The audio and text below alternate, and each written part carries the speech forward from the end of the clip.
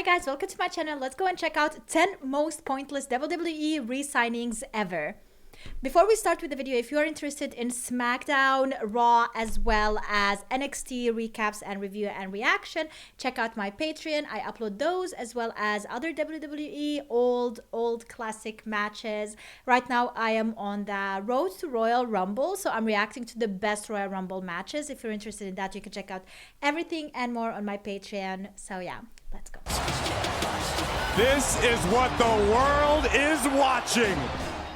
10 of the most pointless WWE re-signings ever. Number 10, Lord Tensai. At WWE's creative direction for the main event seen on Raw following WrestleMania 28 was to see a new character debut. This character would be known as Lord Tensai and would be played by the talented and well-liked Matt Bloom. Now, Bloom had great success in Japan, and WWE were of the belief that this success would carry over to WWE, but that simply wasn't the case. Tensai's gimmick was generic, and the fans were fully aware that this was the man who portrayed the infamous characters such as A-Train and Albert. The crowd heckled every single one of Tensai's matches, and despite WWE persisting with a strong and elite presentation, the crowd ultimately rejected him as a main event star. It was appreciated that WWE gave Bloom a chance, yet rehiring him to be a main event talent was a bold move that really was never going to pay off. Number 9, Grandmaster Sexay. Now on paper, WWE hiring Grandmaster Sexay in 2000... Brother, if your name is Sexay, I do not think there is success in your life. 2004 wasn't the worst idea in the world. Sexay was popular during the Attitude Era, and with Too Cool currently being on SmackDown, it made sense to reunite the celebrated trio. However, WWE decided to rehire Sexay as a solo act for the Raw brand, and this was never going to work. The Raw roster was stacked, and he was never going to eclipse young stars on the roster such as Shelton Benjamin or Edge. He was hired by Jim Ross mainly as a favor to his good friend Jerry the King Lawler, but he was let go within a month, making the rehire a complete waste of everyone's time. Number 8, Mike and Maria Kanellis. The duo Mike and Maria Kanellis would debut as an on-screen pairing in WWE at the 2017 Money in the Bank event. This could have been a great hire for WWE, as Mr. Kanellis was talented and Maria was a well-established name within the WWE fandom. Unfortunately, the problem was that WWE just didn't have any concrete plans for the duo, and they quickly found themselves in creative limbo for months on end. In 2019, it was reported that the two had signed 5-year deals with the company, and this made little sense as the duo were barely featured on television. Nevertheless, WWE would ultimately decide to let go of both names in 2020. Number 7, Scott Steiner.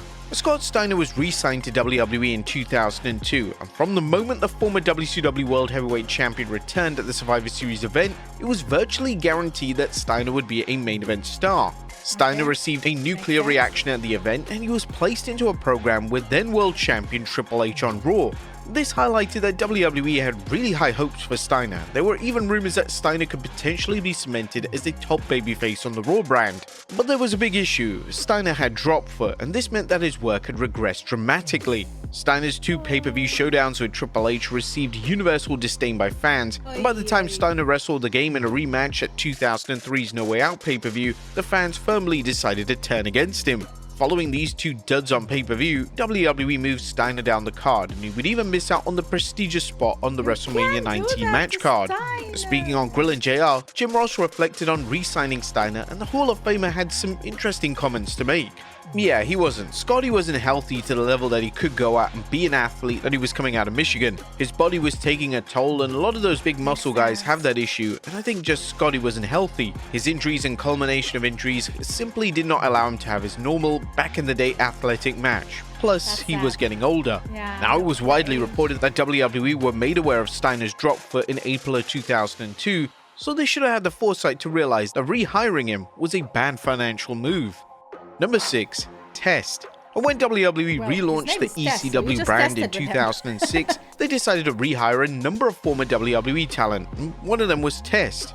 This was a bizarre fit, as Test didn't exactly scream extreme, yet with Test having changed his look and putting on a ton of muscle, he naturally appealed to everything that Vince McMahon liked in a pro wrestler. The connection between Test and the ECW audience just wasn't there, and the more WWE tried, the less the fans even cared. The push and presentation felt forced and unnatural, and this was yet again another rehire that WWE should have thoroughly thought through before signing on the dotted line. Number 5. Hit Row. In 2022, Triple H went through a rehiring phase, and the game would hire virtually every name that was unfairly released under the leadership of former chairman Vince McMahon. One of the groups that Triple H would rehire was Hit Row, and this raised alarm bells from fans as the former leader of the group, Swerve Strickland, was now signed to AEW.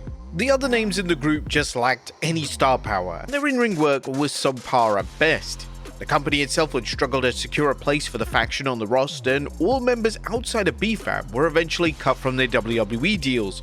Rehiring the group wasn't necessarily a bad idea, it's just that the rehire should have been followed up with a concise creative direction. Number 4. Gail Kim.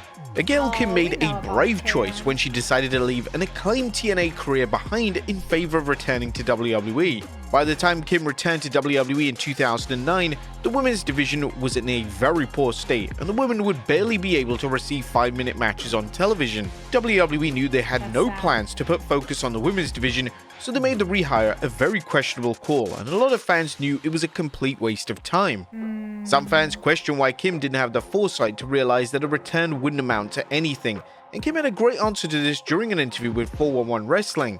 I was really optimistic, and at that time, I remember because it was past the Diva search and all that stuff, that kind had already long gone, and they were starting to have the women wrestle again, and so I felt very positive, and I was like, okay, I'm stronger, I'm wiser, I have more experience under my belt. And I had done the stuff with Awesome Kong, so it did build more confidence. And so when I went back, it was disappointing, I will say. Disappointing. Like, all she did was have some affairs here and there. Like, what is this?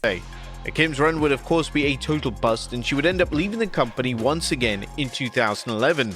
Number 3. Sable. Now, it's often been advised to say never when it comes to former WWE names returning to the company. Fans have seen time and time again that names that had public fallouts with the company have returned to WWE, yet one name that came as a huge surprise was Sable. Sable left WWE in 1999 on horrendous terms, and she even filed a sexual harassment lawsuit against the company. Due to this, Sable returning in 2003 came as a huge shock to everyone, and when Sable was presented as Vince McMahon's mistress, it led to even more questions than answers. Sable's former husband Mark Mero offered some fascinating insight into WWE's rehiring of the former women's champion, saying, and I'll never forget, she said to me, I think she was going to get a little just disappointed with her Hollywood career, and she said, what do you think about me going back to the WWF? I said, oh my gosh, absolutely not after suing them after everything we've been through. I know that the other wrestlers are disgruntled. You're not going to be liked there. I can tell you right now, Vince will never take your phone call. And she said, I already called him, and I was blown away. Mero would then state that Sable was forced to apologize to key names backstage for her prior behavior, but still supported her like, if that's what you want to do, I'll stay home and take care of our daughter, and so she went back to wrestling and she had to apologize to certain people. I think it was The Undertaker or Stone Cold or certain people. Vince made sure that she apologized because if a lot of people were upset that she was coming back, she did that and made amends and went back and, had to do what Vince asked her to do. Sable's second run in the company would fall completely flat, and it was theorized by fans that McMahon only hired her back to humiliate her on television. Honestly, that's what I'm thinking as well. He saved his face with this because he was like, you see those bees, they will do anything for money. Those were all lies, like he literally did this to save face and also like shit on her. Like, why would she do this? For the money? Really? Where is your dignity? Where is the respect towards you, your daughter, as well as your husband? And you already called and did everything and decided everything before you even ask for at least his opinion. Like, that is mean. Number 2, The Ultimate Warrior. A WWE rehiring a previously problematic name is always a risk, and in '96, Vince McMahon decided to rehire The Ultimate Warrior. Warrior had caused WWE problem after problem in the years prior. Warrior is such a sad case. Like, I really love him and I wished he did better. I enjoyed watching some of his matches. I haven't seen a lot, but the ones I saw, like WrestleMania, for example, it was so good. He had so much potential, but he was his own worst enemy. McMahon firmly believed that Warrior would act as a huge name to add to the young roster at the time. Warrior's 96 run was bizarre, as the product had definitely outgrown his character, and Warrior returning just as Bret Hart and Shawn Michaels were competing in 60-minute Iron Man matches seemed like an odd juxtaposition. But it only just took a few short months before the issues began, and Warrior proceeded to miss a number of planned live event appearances. In a predictable move, Warrior McMahon would fall out once again, and Warrior's WWE contract would be terminated. And number 1, Kevin Nash. Kevin Nash received the pop of a lifetime when he returned as Diesel at the 2011 Royal Rumble. It therefore made sense that WWE would rehire Nash in some capacity, yet hiring Nash as an active in-ring talent was a move that was always going to end badly. Nash had a ton of problems with established injuries, and during his final few years in TNA, it was obvious that Nash wasn't the wrestler he used to be. WWE's grand idea for Nash was going to see him have a match with CM Punk, yet this was cancelled, and WWE would proceed to move forward with a feud between Nash and Triple H. Nobody was crying out for this feud, especially as WWE already did the feud in 2003, and now with both men being significantly older, it wasn't going to deliver to the standard WWE expected. They failed to understand the value Nash could bring, as making him a wrestler was highly detrimental to this run succeeding. Nash's strengths came from his character and promo work, and it would have been a welcome choice as a GM or a manager. WWE rehiring Nash to compete in matches, including a completely wild sledgehammer ladder match at TLC 2011, was a baffling decision and should have never been made. But there you have it, folks. 10 of the most pointless WWE re-signings ever. Be sure to leave your comments down below. I'll see you next time with some more wrestling content. Some very bizarre ones as well. I feel like some of them were also timing and not having any creative storytelling. So I don't want to put the whole blame on the wrestlers themselves. I think also the company rehiring those and not having any future plans for them is the mistake. And unfortunately, this is something that we can even see today with Triple H's era. Like, he is bringing some characters here and there that don't have any story. Like, he introduces them, we have this pop, and then they kind of are shadowed down. Like, we don't know what's going on, what's gonna happen next, as if like he is just testing the ground, seeing how well the crowd is gonna accept those. However, what they don't understand is that if you have someone, it doesn't have that immediately they will have all the fans backing them up. If you have them and you have a story that is very well, and even if it is a long or short story, if people can buy the story, they will definitely follow the wrestler and become actual fans to the wrestler. So it's also on the company and the storytelling. Like, what happens backstage is also really important. Do you agree with me or not? Let me know in the comments. Thanks so much for watching. Check out my Patreon for more WWE, and see you next time. Bye!